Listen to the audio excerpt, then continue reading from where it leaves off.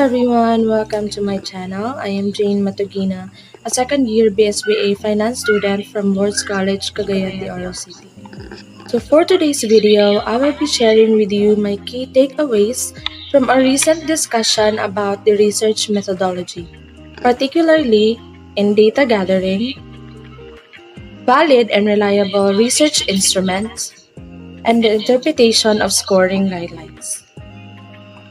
So without further ado, let's get started. So let us first start with the question, why is following procedures in data gathering so important? Procedures are like the foundation of your research. When we follow proper steps in gathering data, like identifying the right population, using the correct sampling techniques, ensuring ethical standards, and collecting data in a systematic way, we reduce errors and bias. This means the results we get are more accurate, objective, and trustworthy. Skipping steps or being careless can lead to data that's inconsistent or not useful at all. That affects the entire study. So, following procedures doesn't just make our work organized, it directly contributes to producing valid and reliable research output. So the second question, why is it important to have a valid and reliable research instruments? Valid instrument means it truly measures what it's supposed to measure. For example, if you're studying stress, your questionnaire should actually assess stress, not something unrelated like motivation. A reliable instrument, on the other hand, means it gives consistent results no matter when or where it's used, assuming the conditions haven't changed. Without validity and reliability, even the best research design can fall apart. That's why we need to pretest instruments, use expert validation, and analyze their effectiveness before using them in actual data gathering.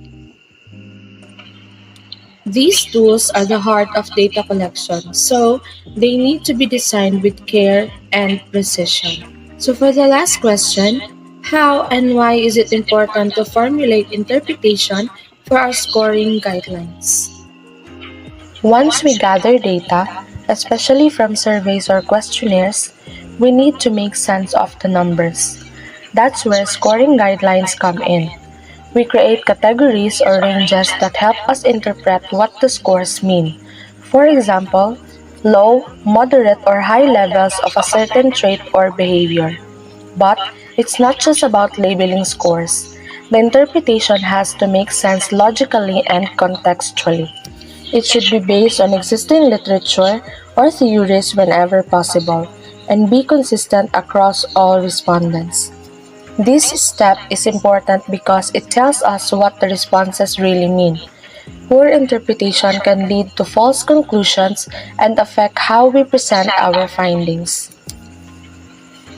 So, proper interpretation gives clarity, accuracy, and meaning to our research results. To sum up, you can't just focus on one part and ignore the rest. A small mistake in your instrument or procedure can impact the entire study.